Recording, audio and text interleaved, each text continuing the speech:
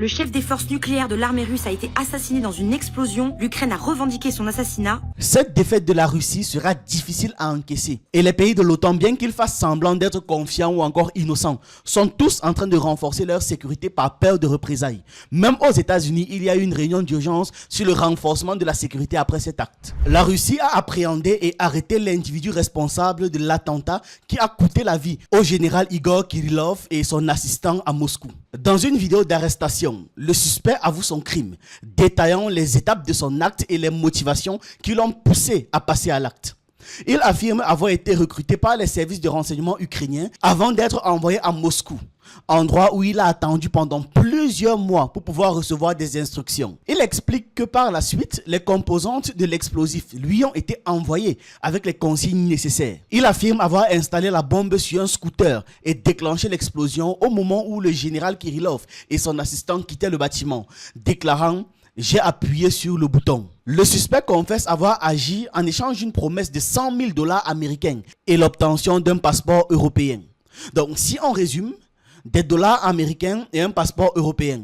Tout cela porte la marque d'une opération orchestrée par l'OTAN. On est tous d'accord là-dessus, c'est assez évident. Des responsables au Kremlin affirment en parlant de l'OTAN qu'ils ont finalement dépassé les limites. Les États-Unis, accompagnés par leurs valets de l'OTAN, n'ont cessé de provoquer et d'inférer. Ils ont causé d'énormes dégâts en Russie et en Ukraine, tout en franchissant de multiples lignes rouges. À ce stade, c'est presque inévitable que la Russie doive réagir de manière décisive. Les États-Unis qui passent leur temps à faire la guerre chez les autres n'ont jamais eu à faire la guerre chez eux. Jamais. Il serait peut-être temps qu'ils comprennent que le Pacifique et l'Atlantique ne pourra pas toujours les protéger. Parce que, s'il faut être honnête, littéralement, c'est leur plus grand outil de défense. Le temps que vous venez les attaquer en traversant un des deux océans, le Pacifique ou l'Atlantique, ils vous coincent au milieu et ils font en sorte que ce soit en fait une bataille navale où ils balancent des missiles sur vos navires. La position des États-Unis est géographiquement extrêmement pertinente. Les gars couvrent du flanc ouest au flanc est. Résultat, c'est compliqué de les attaquer d'un des deux côtés. Mais on a vu les missiles Oreshnik de 5000 km. Et ces missiles, si on les lance depuis l'est de la Russie, ça peut atteindre des cibles aux États-Unis. Tiré depuis le même endroit, un missile qui irait vraiment jusqu'à 5500 km pourrait en effet toucher toute l'Europe. Ou bien les États-Unis s'il était tiré de l'autre côté de la Russie. Malgré leur protection, il y a toujours une manière de contourner leurs barrières naturelles. L'histoire ne se répète pas toujours, mais elle tend souvent à suivre les mêmes schémas. Mais ça ne se répète pas toujours. C'est pour dire, ce n'est pas parce qu'il y a des similitudes dans les schémas que l'on voit aujourd'hui que ça veut dire que ça va terminer, comme l'histoire nous l'a déjà montré. Parlons un peu de la personne qui a commis cet acte et des conséquences potentielles que ça aura. Quelles mesures pourraient être prises pour renforcer la sécurité intérieure de la Russie ou encore pour répondre à ces actes terreaux? Le suspect qui a été arrêté par les autorités russes est ouzbek et il est âgé de 29 ans. Il est accusé d'avoir assassiné le général Igor Kirillov, le chef des forces de défense nucléaire, chimique et biologique de la Russie. C'est littéralement le gars le plus haut gradé pour l'instant qui est tombé dans cette guerre. Selon les informations disponibles, le suspect a avoué le crime, affirmant qu'il avait été mandaté par les services de renseignement ukrainiens. Et en échange de cet acte, il y avait de l'argent, les 100 000 $ et une nationalité européenne. Quand je dis européenne, je parle de l'Europe occidentale, de ceux qui font partie de l'Union européenne là. Dès les premières heures suivant l'attentat, les services secrets ukrainiens, SBU, avaient revendiqué la responsabilité de cet acte. Mais les autorités russes estiment que la responsabilité du décès du général et de son assistant ne s'arrête pas là. C'est pour ça que lors d'un briefing avec les médias, Maria Zakharova, la porte-parole du ministère des Affaires étrangères russe, a désigné les anglo-saxons dans leur ensemble comme étant les véritables instigateurs de cet assassinat. Selon elle, le général Kirillov avait au fil des années mis en lumière plusieurs actions des États-Unis et de leurs alliés britanniques, notamment la violation du droit international via des laboratoires biologiques en Ukraine visant des groupes ethniques spécifiques, y compris les Slaves. Les fausses attaques chimiques attribuées au régime syrien, mises en scène par des agents britanniques comme les casques blancs. Des allégations infondées concernant l'empoisonnement de Skripal au Novichok. L'utilisation des agents chimiques par l'armée ukrainienne contre les forces russes. Selon Zakharova déjà, ces révélations auraient fait de Kirillov une cible privilégiée des services de renseignement britanniques qu'elle décrit comme les maîtres d'œuvre des opérations terreau organisées, orchestrées par Kiev. Le 17 décembre de cette année, tôt le matin à Moscou, une tragédie monstrueuse s'est produite. un attentat terroriste qui a coûté la vie à 2 militaires russes. Parmi eux, le chef de la direction des troupes de protection radiologique, chimique et biologique des forces armées de la Fédération de Russie, le général-lieutenant Igor Anatolievitch Kirillov, un collègue, un camarade et un ami. Son assistant a également perdu la vie. Le comité d'enquête de Russie a ouvert une enquête criminelle en vertu des articles 105, 205 et 222 du Code pénal de la Fédération de Russie, meurtre, acte terroriste, trafic illégal d'armes et de munitions. Nous exprimons nos plus sincères condoléances à la famille, aux proches et aux collègues d'Igor Anatolievitch. Cette perte est également la nôtre, car il était un compagnon d'armes exceptionnel. C'est une perte irréparable pour nous tous. Igor Anatolievitch était un officier combatif, profondément dévoué à son devoir et à son serment. Professionnel brillant, incroyablement érudit et maîtrisant parfaitement tous les aspects de son domaine, il était un homme fiable, intègre et responsable. Pendant des années, il a systématiquement dénoncé les activités criminelles des anglo-saxons et de l'OTAN dans le domaine des armes chimiques et de la sécurité biologique. I.A. Kirillov a révélé les faits liés au laboratoire biologique américain en Ukraine, où des agents biologiques ciblant sélectivement certaines ethnies, y compris les Slaves, étaient créés. Il a également exposé les cas d'utilisation d'armes chimiques par le régime de Kiev sur le front, ainsi que les préparations de provocations impliquant des agents biologiques et des bombes sales. Sa mission de révéler les manipulations anglo-saxonnes avait débuté bien plus tôt.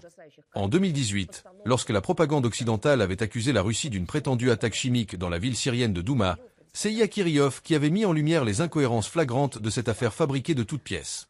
Il avait dénoncé les « reporters » filmant des cratères prétendument causés par des armes chimiques, portant seulement des masques de gaz, ou encore les « casques blancs » qui aspergeaient des victimes d'eau, incapables de neutraliser une substance chimique. Le général-lieutenant Kirillov, par son courage et son dévouement, est devenu une véritable épine dans le pied des russophobes en Occident. Ce tragique attentat terroriste, revendiqué par le régime de Kiev, montre que les véritables instigateurs sont les anglo-saxons, principaux bénéficiaires du terrorisme orchestré par ce régime. Le silence de l'Occident face aux assassinats de figures publiques russes ou leurs justifications insidieuses illustre leur cynisme et leur hypocrisie. Nous comprenons bien les motivations derrière cet attentat et ses objectifs. Nous savons également qui I.A. Kirillov, par ses dénonciations, entravait leur tentative de manipulation. Nous n'oublierons pas. La mission permanente de la Russie à l'ONU soulèvera cette question lors de la réunion du Conseil de sécurité demandée pour le 20 décembre sur les livraisons d'armes occidentales à l'Ukraine. Nous sommes déterminés à ce que les auteurs de cet assassinat soient identifiés et punis, où qu'ils se trouvent. Aux instigateurs et soutiens du régime de Kiev, nous répondons, vous ne nous intimiderez pas. Nous défendrons la vérité, celle qui I.A. Kirillov incarnait et révélait avec courage. Le département d'État américain, via son porte-parole Matthew Miller, a nié bien évidemment toute implication des États-Unis dans cet assassinat. Cependant, les discussions en Russie suggèrent que l'implication britannique et non américaine serait beaucoup plus probable. Des analystes russes ont pointé du doigt le MI6, organisation qu'ils accusent d'avoir des antécédents dans des actes similaires, comme l'empoisonnement présumé d'Alexei Navalny. Le soutien implicite des élites britanniques dans cet acte de violence a également été souligné, notamment à travers un éditorial du London Times, qui qualifie cet assassinat de défense légitime dans le cadre du conflit en Ukraine.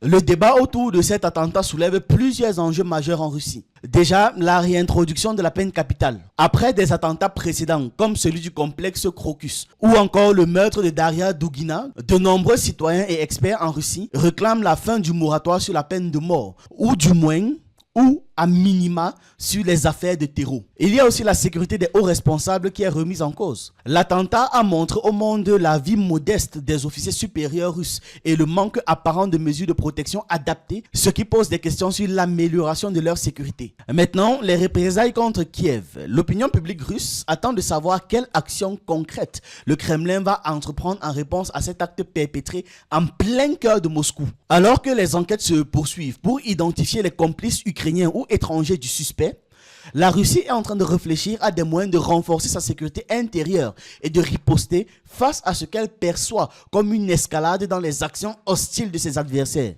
Les prochaines semaines pourraient être décisives pour comprendre l'impact de cet assassinat sur la politique intérieure et internationale russe.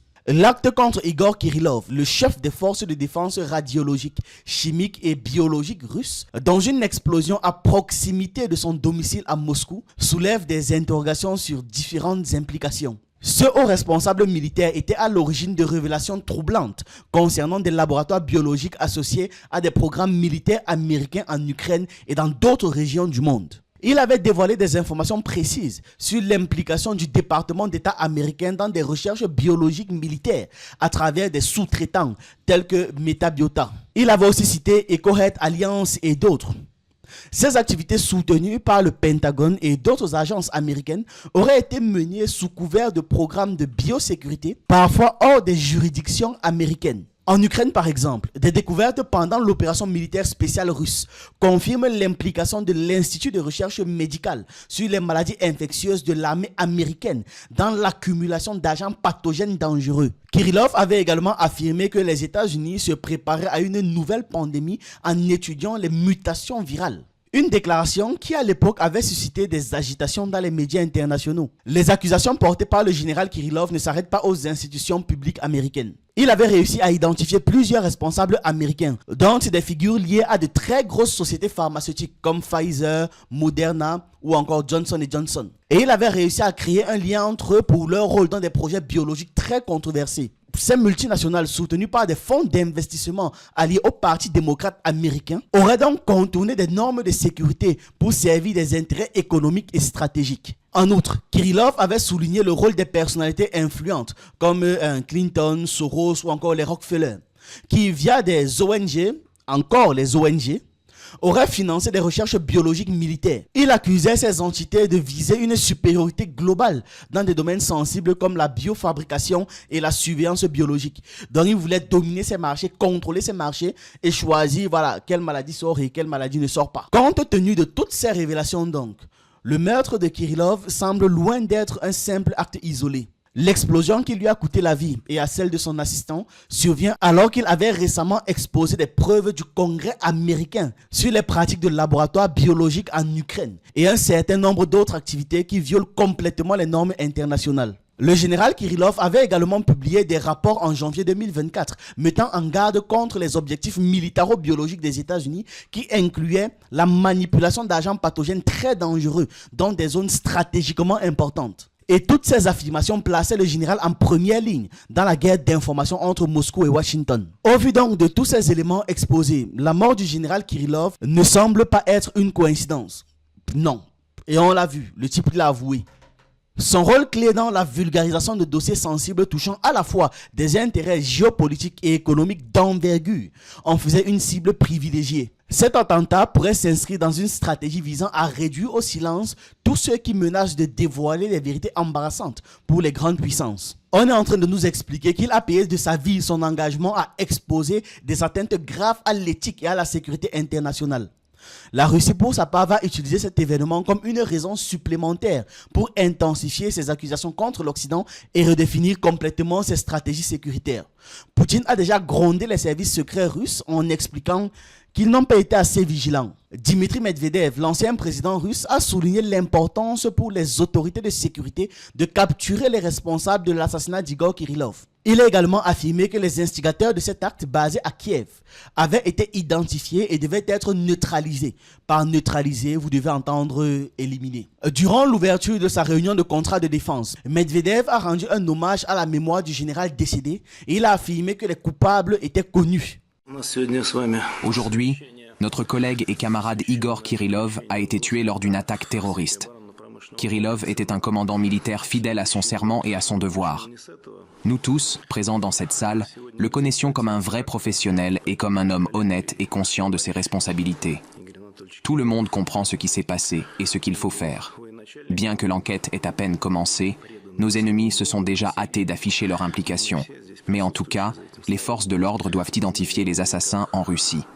Il faut également tout faire pour éliminer leurs commanditaires à Kiev.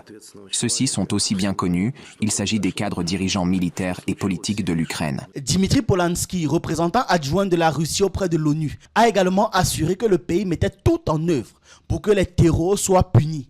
Ils vont aborder l'attentat contre Igor Kirillov lors de la réunion du Conseil de sécurité de l'ONU que la Russie a convoquée pour le 20 décembre. Cette réunion va porter sur la livraison d'armes occidentales à l'Ukraine et leurs conséquences sur la résolution pacifique de la crise. Les coupables de ce crime doivent être châtiés et condamnés sans équivoque par la communauté internationale.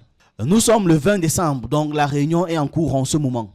Sergei Sitnikov, le dirigeant de la région de Kostroma, dans le nord-est de Moscou, a révélé que le général Kirillov était assez conscient des risques Et dans un témoignage, il explique que le général Kirillov lui avait confié que lui, général Kirillov, avait été averti d'une sorte d'attaque qui était en train de se préparer contre lui. Et que cela était sans doute lié à des révélations d'informations sur des laboratoires biologiques secrets et des pratiques secrètes en Ukraine. Le général Igor Kirillov et son assistant ont perdu la vie dans la matinée du 17 décembre 2024 lors d'une explosion d'une bombe dissimulée dans une trottinette électronique stationnée à l'entrée d'un immeuble. La charge était équivalente à environ 1 kg de TNT. Kirillov et son assistant ont été tués bien avant l'arrivée des secours. Cette défaite de la Russie sera difficile à encaisser. Et les pays de l'OTAN, bien qu'ils fassent semblant d'être confiants ou encore innocents, sont tous en train de renforcer leur sécurité par peur de représailles. Même aux États-Unis, il y a eu une réunion d'urgence sur le renforcement de la sécurité après cet acte. On attend la réponse de la Russie dans les prochaines semaines.